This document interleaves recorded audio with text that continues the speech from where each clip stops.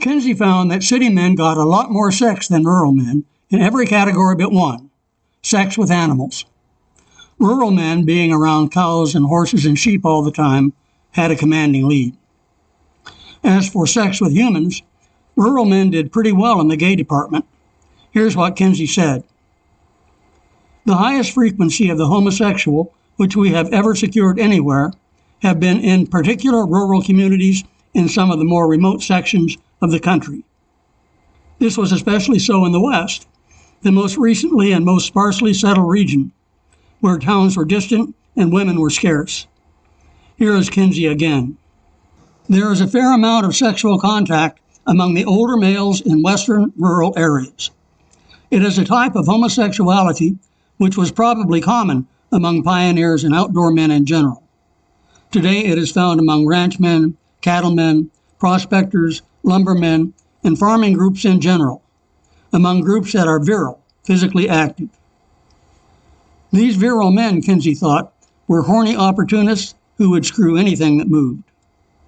In his statistics, Kinsey compares the gay activity of urban and rural men. The city dwellers score highest overall, but the country bumpkins rack up high numbers in one group, men who did not go to school beyond the 8th grade. Here are the numbers for this group in the age range of 26 to 30 years old. If you look at the chart, there were only 61 individuals of that description in the study, and 18% of them, or about a dozen, reported engaging in gay sex. They did it at a median frequency of 0.75, a rate of about once a week. According to Kinsey, they were not sentimental about it. He said, "These are men who have faced the rigors of nature and the wild. They live on realities and on a minimum of theory. Such a background breeds the attitude that sex is sex, irrespective of the nature of the partner with whom the relation is had. Sexual relations are had with women when they are available, or with other men when outdoor routines bring men together into exclusively male groups.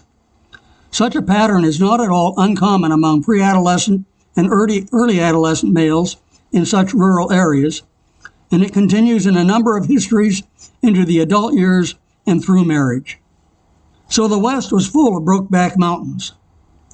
Kinsey suggests that the cowboys and lumberjacks turned to each other because girls were not available, but it could also be that some men were drawn to these exclusively male settings in order to avoid women and the pressure to marry. Maybe we can learn some more by looking at some photographed portraits from the Wild West era. Here are some things to know about such pictures. They were made by traveling photographers who used big wet plate cameras standing on tripods.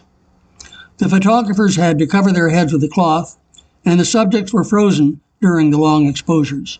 That is why they have such grave expressions. The photographers brought their own equipment, their own darkrooms, their own print stock, and their own props and backdrops. Such pictures were expensive. They might cost anywhere from $1 to $5. These were not casual snapshots. They were important occasions. The subjects posed in formal compositions, sitting or standing in their Sunday best. Two men posing for such a portrait already indicates a significant relationship, and in some of the pictures they are clearly expressing affection. The two might be close together, touching or embracing. One of them might have an arm around the other's waist or over his shoulder. One might be sitting in the other's lap, or their legs might be intertwined. The most intimate gesture of all is hand-holding, some of them doing it very discreetly so you have to look close to see, some pretending to shake hands, some of them clasping hands boldly and gazing right at the camera. Now, this style of posing was not special to the Old West.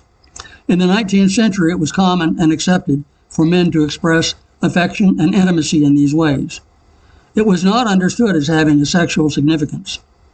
But with what we know from Kinsey and what we know about human nature, it is hard to miss the sexual undertones.